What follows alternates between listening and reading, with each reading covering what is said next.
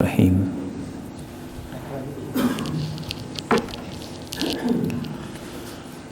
الحمد للہ رب العالمین والصلاة والسلام علی سید الانبیاء والمرسلین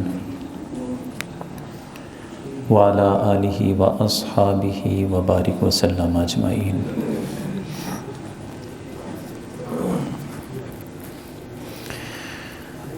معزز سامعین، آج ہماری اس درس حدیث کی نشست میں پہلی حدیث جو سمجھیں گے انشاءاللہ وہ قناعت اختیار کرنے کے بارے میں ہے۔ حضرت فضالہ ابن عبید رضی اللہ تعالیٰ عنہ یہ حدیث بیان کرتے ہیں کہ حضور سید عالم صلی اللہ علیہ وسلم نے ارشاد فرمایا، طوبی لمن ہدی الی الاسلام وکان عیشہ کفافا وقنعا۔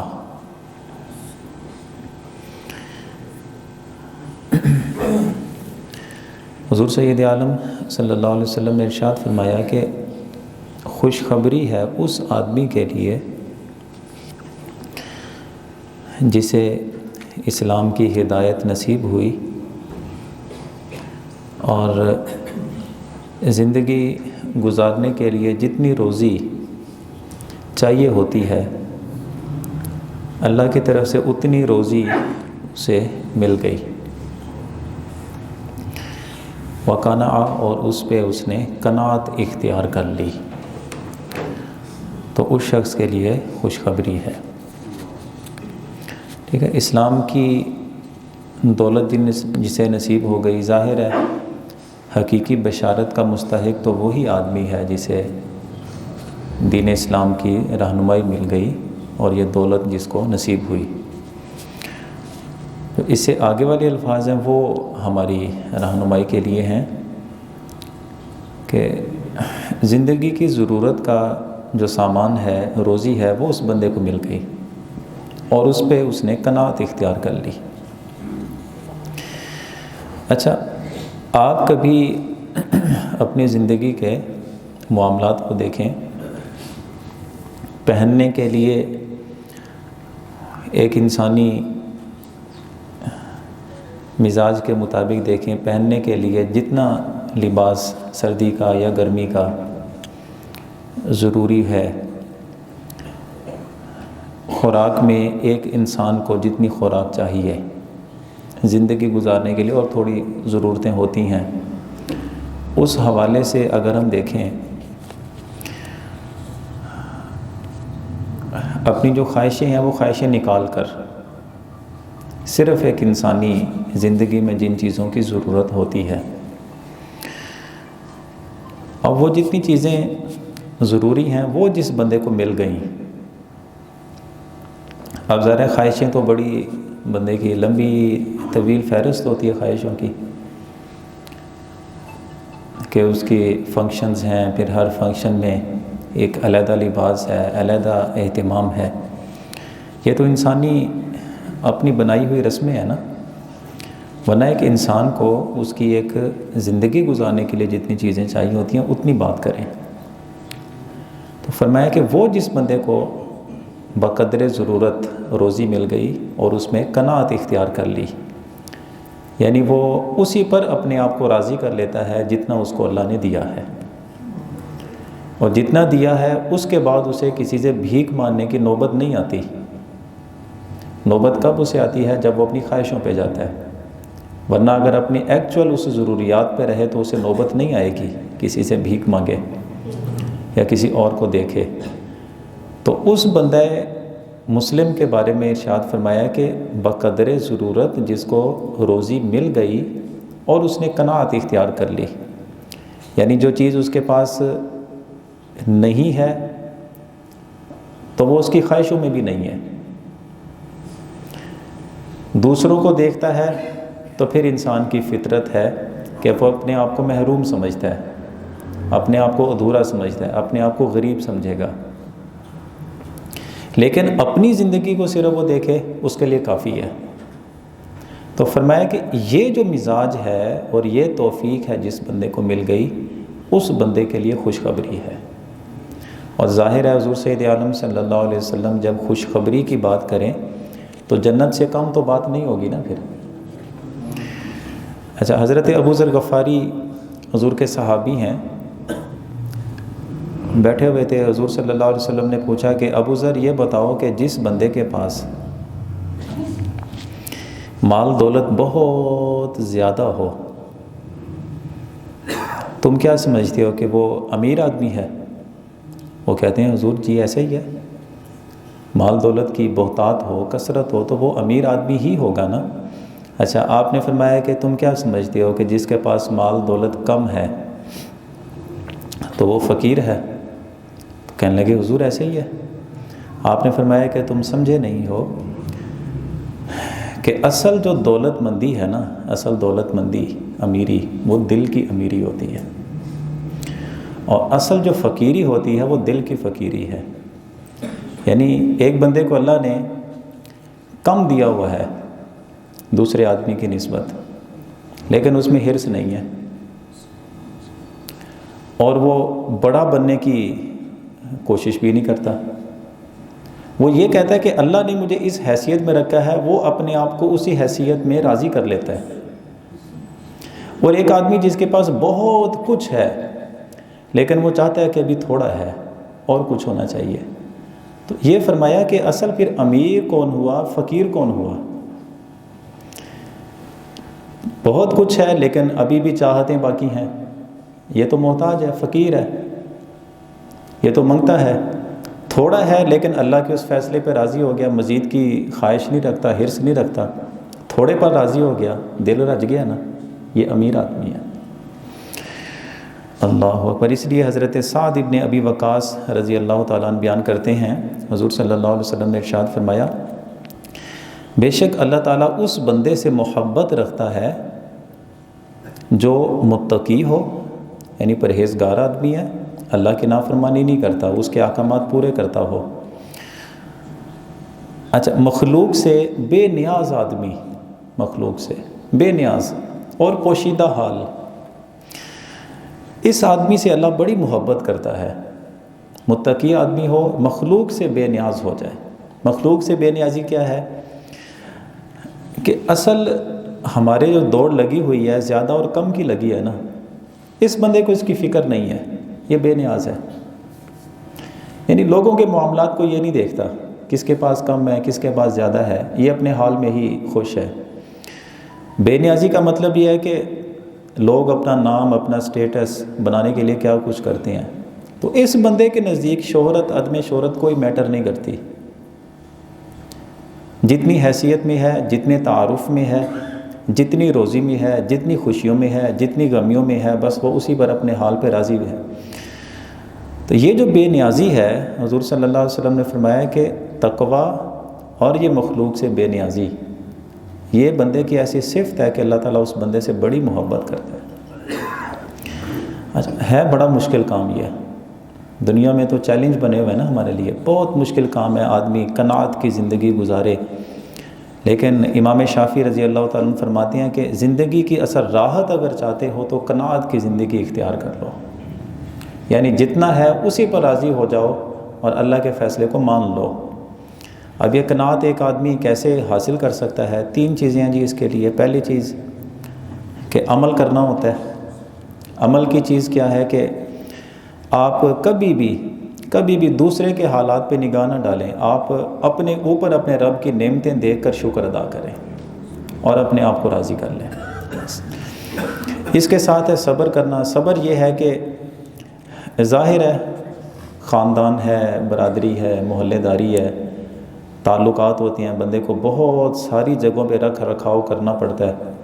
اگر جو رسمیں ہیں، جو ہمارا کلچر بنا ہوا ہے، اس کے ساتھ اگر نہیں چلیں گے تو برادری بات کرے گی، شریکہ کیا کہے گا۔ لیکن آپ دنیا میں انسانوں کو خوش کرنے کے لیے نہیں آئے۔ بندہ اپنے آپ کو صبر یوں دلائے کہ میں انسانوں کو راضی کرنے کے لیے دنیا میں نہیں آیا، ہم اس دوڑ میں شامل ہونے کے لیے دنیا میں پیدا نہیں کیے گئے۔ صرف یہی وہ کہاں تک پہنچا، میں کہاں تک پہنچا، فرق کہاں پر ہے، میں اس تک تو نہیں پہنچ سکا. یہ جو ایک مقابلے بازی ہے، دنیا میں ہم اس کام کے لیے نہیں آئے. میں نے جو جان حاصل کی ہے، زندگی حاصل کی ہے، میرے اللہ کی دی ہوئی ہے. اخیر میں نے اسی کی بارگاہ میں جا کے اپنا حساب دینا. میرے پیش نظر تو صرف اللہ تعالیٰ کے معاملات ہونے چاہیے. تو یوں جب اللہ کو راضی کرنے کے لیے بہت ساری چیزیں ہیں زندگی سے نکلتی ہیں نا، بندے کو دکھ ہوتا ہے، بندے کو باتیں سننی پڑتی ہیں، بس بندہ اس پہ صبر کر لے. لیکن قناعت کا دامن کبھی بھی ہاتھوں سے نہ جانے دے. اور تیسری چیز ہوتی ہے حرص، اپنے اندر کبھی نہ آنے دیں. اس لیے کہ حرص ایک ایسی چیز ہے، میں پہلے بھی مال کی حرص کے ضمن میں یہ حدیث بیان کر چکا ہوں.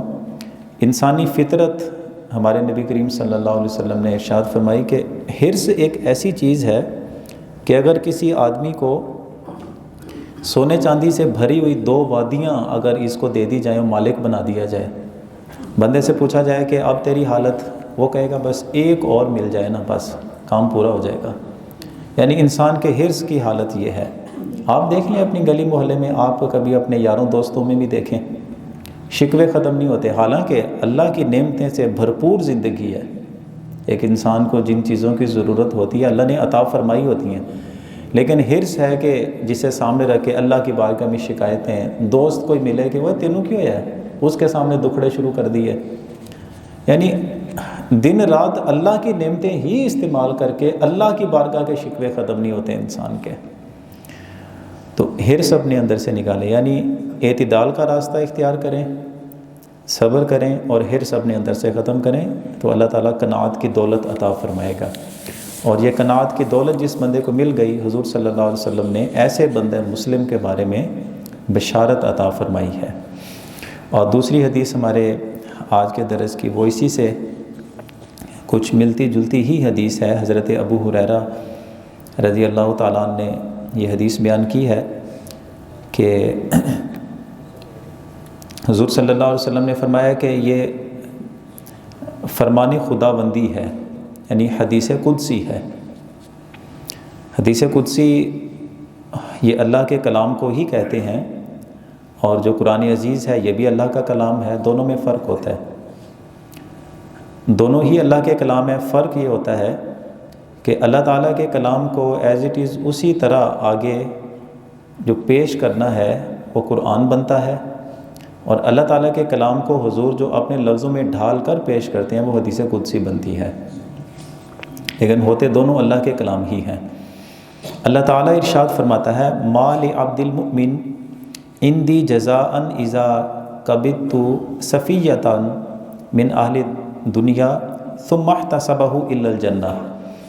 اللہ تعالیٰ ارشاد فرماتا ہے کہ ایک بندہ مومن جسے میں نے اس کی بہت پیاری چیز عطا فرمائی ہوتی ہے، پھر میں اس سے واپس لے لیتا ہوں. ہوتی بہت پسندیدہ چیز ہے اس میرے بندہ مومن کے لیے. تو جب میں اس اپنے بندے سے پسندیدہ چیز کو لے لوں اور بندہ اس پہ صبر کرے، فرمایا کہ میرے پاس جنت کے علاوہ اس بندے کے لیے کوئی اور بدلہ نہیں ہے. کوئی بھی پیاری چیز پھر میں لے لوں.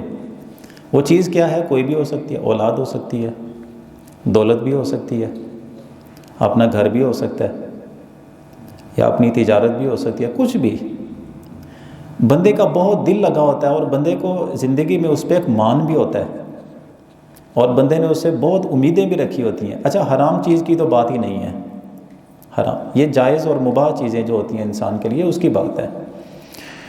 وہ جس وقت اللہ تعالیٰ اس بندے سے لے لے اور وہ بندہ صبر کر لے. صبر کیسے آئے گا؟ صبر ایسے ہی آتا ہے کہ بندہ کہے کہ یہ کون سا میری اپنی محنت کی کوئی چیز ہے. میرے پاس اگر علم ہے، دولت ہے، اولاد ہے، گھر ہے، کچھ اگر زمانے میں کوئی نام ہے تو سب اللہ کا دیا ہے. جب اس نے اپنی دی ہوئی چیز واپس لے لی، میں کون ہوتا ہوں بات کرنے والا؟ صبر کر لے. تو ارشاد فرمایا کہ اس صبر کے بدلے میں اسے جنت عطا کروں گا. اچھا ایک چیز یہ بھی ہمیں سمجھ لینی چاہیے کہ اللہ تعالیٰ جب کسی بندے سے چیز لیتا ہے اس میں ہمیشہ حکمت تلاش کرنی چاہیے. بے صبری کو چھوڑ کے، شکوے کو چھوڑ کے اس میں حکمت تلاش کرنی چاہیے. ممکن ہے کہ اللہ رب العزت اپنے علم ازلی سے یہ جانتا ہے کہ یہ چیز جو بندے کو عطا کی یہ مزید اگر اس کے پاس رہ گئی یہ اس کو گمراہ بھی کر سکتی ہے، میرے راستے سے ہٹا بھی سکتی ہے۔ شاید اللہ نے مجھ سے وہ چیز اس لیے واپس لے لی کہ کہیں میرے لیے فتنے کا باعث نہ بن جائے۔ اچھا، یا پھر ایسا بھی ہوتا ہے کہ اللہ تعالیٰ نے ارادہ کیا ہوتا ہے کہ جیسے حدیث شریف میں ہے کہ اس بندے کا میں ایک درجہ بلند کر دوں، تو اتفاق سے اس بندے کے نامہ اعمال میں کوئی ایسا عمل نہیں ہے کہ جس کو بنیاد بنا کے اس کا ایک درجہ بلند کیا جائے، تو اللہ جل شانہ پھر اسے کسی صدمے میں کسی تکلیف میں مبتلا کرتا ہے اور وہ بندہ صبر کرتا ہے، وہ صبر پیش نظر رکھتے ہوئے اللہ تعالیٰ اس مقام پہ اسے پہنچا دیتا ہے جس کا اللہ نے ارادہ کیا ہوتا ہے۔ تو ایک حکمت اس بندے کو کسی تکلیف میں مبتلا کرنے کی یہ بھی ہو سکتی ہے کہ اللہ تعالیٰ اس کے درجات میں اضافہ فرمانا چاہتا ہے۔ اور حدیث شریف میں یہ بھی حضور صلی اللہ علیہ وسلم نے ارشاد فرمایا کہ مسلمان کو کوئی بھی دکھ، تکلیف، رنج یا صدمہ پہنچے، یہاں تک کہ اس بندے کے پاؤں میں کانٹے کی چبھن بھی ہوتی ہے نا، اللہ تعالیٰ ہر دکھ کے بدلے میں اس کے گناہ مٹا دیتا ہے۔ اس لیے کوئی بھی ایسا معاملہ جسے آپ کہتے ہیں کہ حادثہ پیش آ گیا جی، جسے آپ کہتے ہیں صدمہ لاحق ہو گیا، میری بہت پیاری چیز ہے، پسندیدہ چیز ہے، وہ کھو گئی ہے یا مجھ سے بالکل ہی وہ ختم ہو گئی ہے، تو اس کے بدلے میں بھی صبر کرنا چاہیے اور اللہ تعالیٰ کی حکمتیں اس میں تلاش کرنی چاہیے۔ اسی ضمن میں ایک اور حدیث ہے میں آپ کے سامنے پیش کرتا ہوں کہ اولاد کی نعمت سے جو بندہ محروم ہو جاتا ہے، حضور صلی اللہ علیہ وسلم نے فرمایا کہ جب کسی بندے کا بیٹا فوت ہو جائے تو فرشتے جب اس کی روح قبض کر کے آسمانوں پہ پہنچتے ہیں، اللہ تعالیٰ فرماتا ہے کہ تم نے میرے بندے کے بیٹے کی روح قبض کر لی؟ فرشتے کہتے ہیں ہاں باری تعالیٰ، اس لیے کہ تیرا حکم تھا۔ اللہ تعالیٰ فرماتا ہے کہ تم نے اس میرے بندے کے دل کا ٹکڑا اور جو ثمرہ ہے اسے ہی قبض کر لیا۔ وہ عرض کہتا ہے یا اللہ بالکل ایسے، کیونکہ فرمان تیرا تھا۔ پھر اللہ تعالیٰ پوچھتا ہے یہ بتاؤ کہ جس وقت تم نے میرے اس بندے کو اس کے بیٹے سے محروم کیا تو میرے بندے کی حالت کیا تھی؟ تو فرشتے کہتے ہیں یا اللہ اس کی حالت یہ تھی کہ وہ تیری حمد بیان کر رہا تھا، یعنی تیری بارگاہ کا کوئی شکوہ نہیں تھا اس کی زبان پہ، اور وہ انا للہ و انا الیہ راجعون یہ لفظ پڑھ رہا تھا، یعنی ہم سارے اللہ ہی کے ہیں نا، اور اللہ ہی کی طرف لوٹ کے جانا ہے۔ کسی نے پہلے جانا ہے، کسی نے بعد میں جانا ہے، تو وہ میرا بیٹا پہلے چلا گیا، اللہ کی امانت تھی۔ تو اللہ تعالیٰ ارشاد فرماتا ہے کہ میرے بندے نے میری حمد کی، تو تم ایسا کرو جنت میں ایک گھر بنا کے اس گھر کا نام بیت الحمد رکھ دو، یہ اس بندے کے نام کا ہوگا۔ تو اس کا مطلب یہ ہوا کہ اللہ کے فیصلوں پر اور اللہ کی دی ہوئی نعمت اگر اللہ واپس لے لیتا ہے اس پہ صبر کر کے، اس میں حکمت تلاش کر کے، یا تو اس پہ اپنے دل کو راضی کر لیں کہ یہ چیز میرے حق میں بہتر نہیں تھی اس لیے اللہ نے مجھ سے دور کر دی، یا اس لیے اللہ نے دور کر دی کہ ہو سکتا ہے کہ یہی میری کہیں آزمائش کا باعث نہ بن جاتی، میرے لیے فتنہ نہ بن جاتی، گویا کہ اللہ نے مجھ سے فتنے کو دور کر دیا ہے۔ یا یہ بھی ہو سکتا ہے کہ اللہ اس کے بدلے میں مجھے اور کوئی چیز عطا فرمانا چاہتا ہے، یا یہ بھی ممکن ہے کہ اللہ تعالیٰ نے یہ مجھ سے اس لیے لی ہے کہ اللہ میری آزمائش کر رہا ہے کہ اس کے بعد میرا رد عمل کیا ہوگا۔ ہر معاملے میں صبر کریں اور اللہ کے فیصلے پر اپنے دل کو راضی کر لینا چاہیے۔